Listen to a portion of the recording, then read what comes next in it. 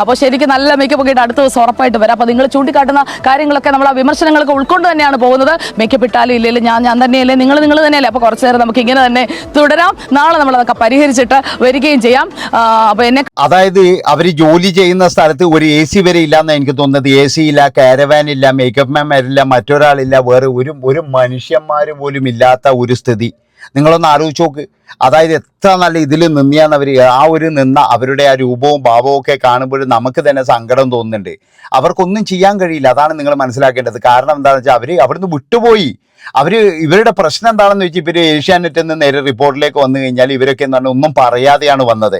പക്ഷെ ഇവരൊക്കെ പറയുന്നത് വെച്ചാൽ ബിഗ് TV എന്തോ ഒരു സംഭവമാണ്, അല്ലെങ്കിൽ നമുക്ക് ഭയങ്കര ഫെസിലിറ്റി തന്നിട്ടുണ്ട്. ഇതൊക്കെ ആണെങ്കിലും ഇവരുടെ കോലവും ഇവരുടെ ഇതും ഈ ആത്മാർത്ഥത ഇതൊക്കെ കാണുമ്പോൾ വിജയകുമാർ അതിൻ്റെ പുറകിൽ നിന്ന് നടന്നു വരുന്നുണ്ട്. അപ്പം ഇതൊക്കെ കാണുമ്പോൾ നമുക്കറിയാം ഇവർക്ക് യാതൊരു ഫെസിലിറ്റീസും കൊടുക്കുന്നില്ല. ഇവർ ശരിക്കും പറഞ്ഞു കഴിഞ്ഞാൽ പോയി പെട്ടിരിക്കുകയാണ്.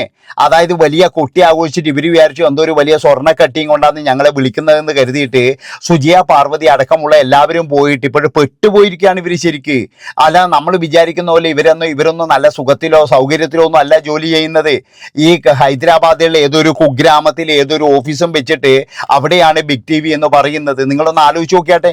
അതായത് നല്ല സിറ്റി കിടന്നിട്ട് വളർന്ന, അല്ലെങ്കിൽ അവിടെ കിടന്നിട്ട് എന്ന് പറഞ്ഞാൽ നല്ല ജോലി ചെയ്ത് ഇവരിപ്പോഴേ ഏതോ കുഗ്രാമത്തിൽ കിടന്നിട്ട് എങ്ങനെയാണ് ഇനിയിപ്പോൾ കേരളത്തിലേക്ക് വരേണ്ടത് ഇങ്ങനെ അന്വേഷിച്ചുകൊണ്ടിരിക്കലാണ്. അത്രത്തോളം ബുദ്ധിമുട്ട് തന്നെയാണ് ബിഗ് TV എന്ന് പറയുന്ന ഇതിലേക്ക് പോയ സുജിയ പാർവതി അടക്കമുള്ള, അല്ലെങ്കിൽ വേണു ബാലകൃഷ്ണൻ ഒന്നും ഇപ്പോഴും ശരിക്കും പറഞ്ഞാൽ സംസാരിക്കാൻ പോലും കഴിയുന്നില്ല. അയാൾക്കൊന്നും സംസാരിക്കാനൊന്നുമില്ല. എന്ത് സംസാരിക്കാനെന്ന് പെട്ടുപോയില്ലേ. ഇനി എന്ത് ചെയ്യാനാണ്? അപ്പൊ ഈ നമ്മളെ രാജമൗലി എന്ന് പറഞ്ഞത് എല്ലാവരും കൂടിയിട്ട് അങ്ങോട്ട് വന്നോ, ഞാനാണ് ഇവിടുത്തെ മുടിചൂടാ മന്നൻ എന്നൊക്കെ പറഞ്ഞിട്ട് ഞാൻ ആദ്യമായിട്ട് കേൾക്കുന്നതാണ്. ഈ അനിൽ അയിരൂർ എന്ന് പറയുന്ന ആളെന്ന് പറഞ്ഞു കഴിഞ്ഞാൽ നമ്മൾ പണ്ട് ഏഷ്യാനെറ്റ് കേട്ടിട്ടുണ്ട്. അയാൾ ഇത്രയും വലിയൊരു മനുഷ്യനാണ്, അല്ലെങ്കിൽ ഇത്രയും എല്ലാ ചാനലുകളും അയാളുടെ കയ്യിലുള്ളതാണെന്നൊക്കെ കേൾക്കുന്നത് ഞാൻ ആദ്യമായിട്ടാണ്. അതുകൊണ്ടാണ് ഞാൻ പറയുന്നത് ഇവരൊക്കെ ശരിക്കും പറഞ്ഞു കഴിഞ്ഞാൽ ഒരിക്കലും ചെയ്യാൻ പാടില്ലാത്ത കാര്യം ചെയ്തത്. നിങ്ങൾക്കിനി അങ്ങനെ പോകണം എന്നുണ്ടെങ്കിൽ നിങ്ങൾ എന്താ ചെയ്യേണ്ടത്? അധികം കൊട്ടി ആഘോഷിക്കാതെ നിങ്ങൾ അങ്ങ് പോവുകയാണ് വേണ്ടത്. ഇതെന്ന് പറയുന്നത് അവരെ ആൾക്കാരെ റിക്രൂട്ട്മെന്റ് ചെയ്യുന്നത് വരെ എന്ന് പറഞ്ഞു കഴിഞ്ഞാൽ ഒരു വലിയൊരു പ്രഹസനമാക്കി. ബിഗ് TV തന്നെ എന്ന് പറഞ്ഞു കഴിഞ്ഞാൽ ഇതൊരു വലിയൊരു സാധ്യതയാക്കി. അതായത് ഇങ്ങനെ പ്രഹസനത്തോട് കൂടിയിട്ട് ഒരുപാട് പേര് എടുത്തു കഴിഞ്ഞാൽ ഞങ്ങളുടെ TV അങ്ങ് ഭയങ്കരമായിട്ട് വളരുമെന്ന് വിചാരിച്ചു. പക്ഷെ അവർക്ക് സംഭവിച്ച കാര്യം എന്താണെന്ന് വെച്ച് കഴിഞ്ഞാൽ ഈ ഓലപ്പാമ്പ് പോലെ ആയിപ്പോയി എന്നുള്ളതാണ് എനിക്ക് പറയാനുള്ളത്. സുജിയ പാർവതിയൊക്കെ കൊണ്ടുപോയിട്ട് ശരിക്കും പറഞ്ഞാൽ അവർ തേച്ച് വിടുക ചെയ്തത്. അതായത് അവരെയൊന്നും പറഞ്ഞു കഴിഞ്ഞാൽ ഒന്നിനും എന്താ പറയേണ്ടത്, ഇപ്പോഴവരുടെ അവസ്ഥയും കാര്യങ്ങളൊക്കെ കാണുന്നില്ലേ നിങ്ങൾ? ആ അവസ്ഥയൊക്കെ കാണുമ്പോൾ ശരിക്കും പറഞ്ഞാൽ നമുക്ക് തന്നെ എന്ന് പറഞ്ഞു കഴിഞ്ഞാൽ സങ്കടം വരുന്നു. അങ്ങനെയുള്ള ഒരു അവസ്ഥ. ഒരു ക്യാമറാമാൻ ഉണ്ടോ, അല്ലെങ്കിൽ ഒരു മേക്കപ്പ് മാൻ ഉണ്ടോ? മേക്കപ്പ് മാനൊക്കെ ഇല്ല. ഇനി മേക്കപ്പ് ഇടട്ടെ, മേക്കിങ്ങിൻ്റെ ഇതാണ് എൻ്റെ രൂപം എന്നൊക്കെ പറയുന്നതിൽ യാതൊരു തെറ്റുണ്ടായിട്ടൊന്നും അല്ല പറയുന്നത്. പക്ഷെ ഇവരൊക്കെ എന്ന് പറഞ്ഞു കഴിഞ്ഞാൽ ഫുൾ പുട്ടിയടിച്ച് മേക്കപ്പ് അടിച്ചിട്ട് വരുന്ന ടീമാണ്. അതുകൊണ്ടാണ് ജനങ്ങൾ പറയുന്നത് നിങ്ങൾ തന്നെയാണോ ഇത് എന്ന്. എല്ലാവർക്കും സംശയമാണ്. അല്ലാതെ നിങ്ങൾ വിചാരിക്കും നിങ്ങളെ കളിയാക്കുന്നതല്ല. കേരളത്തിലെ ജനങ്ങൾക്കെല്ലാം എന്ന് പറഞ്ഞാൽ സുജിയ പാർവതി എന്ന് പറഞ്ഞു കഴിഞ്ഞാൽ ഒരു വലിയ പ്രതീക്ഷയായിരുന്നു. ആ പ്രതീക്ഷയാണ് സുജിയ പാർവതി അടക്കമുള്ള ആൾക്കാരൊക്കെ തല്ലിക്കെടുത്തിയത്. ഏതോ ഒരുത്തന് വേണ്ടിയിട്ട്, ഏതോ ഒരു ടീമിന് വേണ്ടിയിട്ട് 12 ലക്ഷം സാലറി കിട്ടും എന്ന് പറയുമ്പോഴേക്ക് ഓടി രക്ഷപ്പെടാൻ വേണ്ടിയിട്ട്. എന്താണ് ഇതിൽ? ഈ സാലറിയാണോ വലുത്? അവനവൻ്റെ നാട്ടിൽ കിടന്ന് അവനവൻ്റെ സ്വാതന്ത്ര്യത്തിൽ ജോലി ചെയ്യുന്ന ഒരു ഇതും വേറെ എവിടെയും കിട്ടൂല. ഈ 12 ലക്ഷം വാങ്ങിക്കുന്നുണ്ടെങ്കിൽ ശരിക്കും പറഞ്ഞു കഴിഞ്ഞാൽ അതൊക്കെ ഒരു അടിമത്വം തന്നെ ആയിരിക്കും ചിലപ്പോഴേ. ഇനി അവിടെ നിന്നും ബോണ്ടും കാര്യങ്ങളൊക്കെ ഉണ്ടാവും, ഇറങ്ങാൻ വരെ കഴിയില്ല.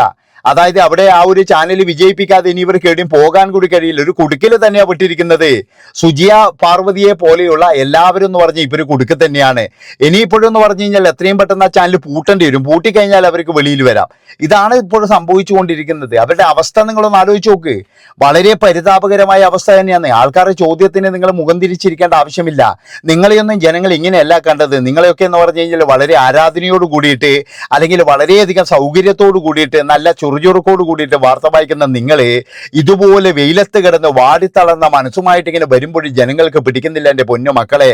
അതാണ് അവരുടെ മനസ്സിൽ നിന്നും മുത്തുമണികൾ ഇങ്ങനെ വീണ് പോകുന്നത്. എന്താ സുജയ് പാർവതി, ഇത് നിങ്ങൾ തന്നെയാണോ? അതുപോലെ തന്നെ അവിടെ പല പേരുകളും വിളിക്കുന്നു. എന്താണ് സംഭവിച്ചത്? ഇതാണോ നിങ്ങളുടെ ഒറിജിനൽ കളർ എന്നൊക്കെ പറഞ്ഞിട്ട് ആൾക്കാർ പറയാനുള്ള കാരണം എന്താണെന്ന് വെച്ച് കഴിഞ്ഞാൽ, നിങ്ങൾ ഇതിനു മുമ്പേ വർക്ക് ചെയ്തിരുന്ന ചാനലിൽ നിങ്ങൾക്കൊരു സ്ഥാനമുണ്ടായിരുന്നു, ഒരു വിലയുണ്ടായിരുന്നു, ഒരു പവർ ഉണ്ടായിരുന്നു, ഇതൊക്കെ ഉണ്ടായിരുന്നു. പക്ഷേ ഇപ്പം ആ പവറൊന്നും നമ്മൾ കാണുന്നില്ല, സുജിയ പാർവതിൻ്റെ മുഖത്ത് കാണുന്നില്ല. അവരുടെ മുഖത്ത് കാണുന്നത് വെറും എന്ന് പറഞ്ഞു കഴിഞ്ഞാൽ ഭയങ്കരമായിട്ടുള്ള ആ ഒരു വിഷമങ്ങൾ മാത്രമാണ് നമ്മൾ കാണുന്നത്. അതുകൊണ്ട് തന്നെ എന്ന് പറഞ്ഞാൽ ഇനി ഇതേപോലെ ചാടിക്കളിക്കുന്ന ആൾക്കാർ ഒരു കാര്യം ചെയ്യുക, നമ്മുടെ നാട്ടിലുള്ള ഏതെങ്കിലും ടി വി ചാനലിലേക്ക് പോവുക. അല്ലാതെ ഇങ്ങനെയുള്ള ടി വി ചാനലിലേക്ക് പോയിട്ട് എൻ്റെ ചെങ്ങായിമാരെ നിങ്ങൾ പെട്ടുപോകും. ഇപ്പൊ അവസ്ഥ കാണുന്നില്ല, എല്ലാവരും കളിയാക്കാൻ തുടങ്ങിയിരിക്കുന്നു, ട്രോളാൻ തുടങ്ങിയിരിക്കുന്നു.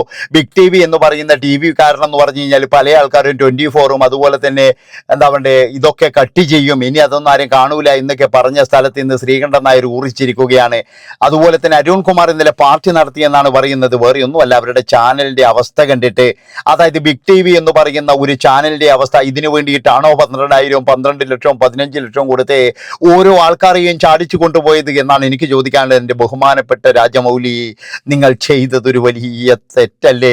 അയിരൂർ രാജമൗലി എന്ന് പറയുന്ന അനിൽ അയിരൂർ എന്ന് പറയുന്നയാൾ ചെയ്ത ഒരു വലിയൊരു തെറ്റ് തന്നെയാണിത്. അതായത് എല്ലാവരെയും നിങ്ങൾ പറ്റിച്ചു, എല്ലാവരെയും നിങ്ങൾ കബളിപ്പിച്ചു. എന്തിനാണ് ഈ പാപം ചെയ്തത്? സുജിയ പാർവതിയെ പോലുള്ളവരുടെ ആ ഒരു ദീനരോധനമാണ് ഇപ്പോഴും നമ്മൾ കേട്ടുകൊണ്ടിരിക്കുന്നത്. ഇന്നിപ്പോഴെന്ന് പറഞ്ഞാൽ രാവിലെ നോക്കുമ്പോൾ വൈപ്പിന് എവിടെയോ ആണ്, ഒരു ഗ്ലാസ് വെള്ളം പോലും കിട്ടാൻ സാധ്യതയില്ല എന്നാണ് എനിക്ക് തോന്നുന്നത്. ആകെയുള്ള ഒരു ബസ്സും കൊടുത്തു വിട്ട് കുറേ ആൾക്കാരെ അതിൻ്റെ അകത്ത് കയറ്റിയിട്ട് ഏടെങ്കിലും പോയിട്ട് എന്തെങ്കിലും ന്യൂസ് എങ്ങനെയെങ്കിലും കൊണ്ടുപോകാന്ന് പറഞ്ഞു വിട്ടിരിക്കുകയാണ്. ആ പാവങ്ങളാണെങ്കിൽ വൈപ്പിൻകരയിൽ പോയിട്ട് ഇപ്പോൾ മീൻ പിടിക്കാൻ വേണ്ടി നോക്കുകയാണെന്നാണ് എനിക്ക് തോന്നുന്നത്. അത്രയും ഗതികെട്ട ഒരു സംഘം മാധ്യമപ്രവർത്തകർ ഇങ്ങനെ സഞ്ചരിക്കുന്നത് കാണുമ്പോഴേ ഏറ്റവും കൂടുതൽ വേദനിക്കുന്നത് കേരളത്തിൽ പിന്നെ നമ്മൾ തന്നെയാണ്, ജനങ്ങൾ തന്നെയാണ്. മാധ്യമ ലോകത്തെ മുടിചൂടാ മന്നന്മാരെ എല്ലാവരെയും കൊണ്ടുപോയി അണിനിരത്തിയ ബിഗ് ടി വി ഒരു സിക് ടി വി ആയി മാറിക്കൊണ്ടിരിക്കുന്ന, അല്ലെങ്കിൽ ഒരു കുഞ്ഞു ടി വി ആയി മാറിക്കൊണ്ടിരിക്കുന്ന ഒരു കാഴ്ചയാണ് നമുക്ക് കാണാൻ കഴിയുന്നത്. സുഹൃത്തുക്കൾ, ഇത് കാണാൻ കഴിയില്ല, നമുക്ക് ഒരിക്കലും കഴിയില്ല. അത്രത്തോളം ദയനീയമായിട്ടുള്ള മുഖങ്ങളാണ് വേണുവിൻ്റെയും അതുപോലെ തന്നെ മറ്റു പലരുടെയും മുഖങ്ങൾ കാണുമ്പോൾ തന്നെ നമുക്ക് വലിയ വിഷമതകൾ തോന്നുന്നു. കാരണം അവർ ചെന്നുപെട്ടിരിക്കുന്നത് വലിയൊരു പടുകുഴിയിലാണ്. അതായത് വലിയ ഒരു പ്രതീക്ഷയോട് കൂടിയിട്ടൊരു വലിയ പടുകുഴിയിൽ മര്യാദയ്ക്കുള്ള ഒരു ക്യാമറയോ കാര്യങ്ങളോ ഒരു ക്ലാരിറ്റിയോ ഇല്ലാതെയാണ് ബിഗ് ടി വി എന്ന് പറയുന്ന സംഭവം തുടങ്ങിയത്. സുജിയാണെങ്കിൽ ഒരു മൊബൈലും പൊക്കി പിടിച്ചുകൊണ്ട് എന്തൊക്കെയോ അതിൻ്റെ അകത്ത് നോക്കി വായിക്കുന്നുണ്ട്. പാപം എന്താണെന്ന് ആർക്കും അറിയില്ല. ആ ഒരു അരുൺ കുമാറിൻ്റെ കൂടെയുള്ള ആ ഒരു എനർജി, ഒരു കാര്യം ഞാൻ നിങ്ങളോടെല്ലാം പറയാം, അതായത് ഈ സുജിയ പാർവതിയുടെ ഒക്കെ എനർജി എന്ന് പറഞ്ഞു കഴിഞ്ഞാൽ അരുൺ കുമാർ തന്നെയാണ്. അരുൺ കുമാറിന്റെ കൂടെ അതായത് ഞാൻ പറഞ്ഞല്ലോ, ഇപ്പൊ കിരീടം എന്ന് പറയുന്ന ഒരു സിനിമയുടെ എനർജി എന്ന് പറഞ്ഞു കഴിഞ്ഞാൽ കീരിക്കാടൻ ജോസാണ്. കീരിക്കാടൻ ജോസ് എതിർവശത്തുള്ളത് കൊണ്ടാണ് മോഹൻലാലിന് അത്രയും പെർഫോം ചെയ്യാൻ കഴിഞ്ഞത്. അതുപോലെ തന്നെ തിലകൻ ആ ഒരു സ്ഥലത്തുള്ളതുകൊണ്ടാണ് മോഹൻലാലിന് അത്രയും ഇത് ചെയ്യാൻ കഴിഞ്ഞത്. അതാണ് ഞാൻ പറയുന്നത്, ഓരോരോ ആൾക്കാർ പെർഫോം ചെയ്യണമെങ്കിൽ മറ്റുള്ള ഒരാൾ ഇതിന്റെ എതിർവശത്ത് വേണം. ആ എതിർവശത്ത് ആളില്ലാത്തത് സുജിയ പാർവതിയെ സംബന്ധിച്ചിടത്തോളം വലിയൊരു തെറ്റ്, ഒരു വലിയ ഒരു എന്താ പറയുക ഒരു ഗ്യാപ്പ് തന്നെയാണ്. അതുപോലെ തന്നെ എന്ന് പറഞ്ഞാൽ ഇന്നലെ മുതൽ അവർക്ക് ട്രോളുകൾ വരുന്നു, അവർക്ക് ഇംഗ്ലീഷ് അറിയില്ല. ആദ്യം ഞാൻ ഇതൊന്നും വിശ്വസിച്ചില്ല, പക്ഷേ ഇപ്പോഴും വിശ്വസിക്കാതിരിക്കാൻ കഴിയുന്നില്ല. സംഭവം നടന്നത് തന്നെയാണെന്നാണ് പറയുന്നത്. അപ്പോൾ ഇവരൊക്കെ കാണിച്ചു കൂട്ടിയത് ഇത്രയും നാളും പ്രഹസനമായിരുന്നോ? ഇവരൊക്കെ ശരിക്കും പറഞ്ഞു കഴിഞ്ഞാൽ മാധ്യമ പിന്നെ എന്ന് പറഞ്ഞിട്ട് ഇവരൊക്കെ കാണിച്ചു കൂട്ടുന്നത് എന്താണ്?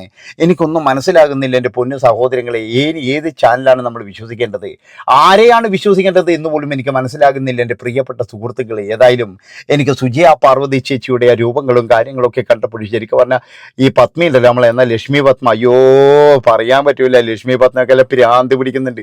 എൻ്റെ ഈശ്വരൻ എങ്ങനെയെങ്കിലും ഒന്ന് കിടന്ന് രക്ഷപ്പെട്ടാൽ മതി. കാരണം ഏഷ്യാനെറ്റിൽ നിന്ന് ഈ പുറത്ത് പോയി റിപ്പോർട്ട് ചെയ്ത് ഭ്രാന്ത് പിടിച്ചതിന് ശേഷമാണ് എങ്ങനെയോ അകത്ത് കയറിയത്.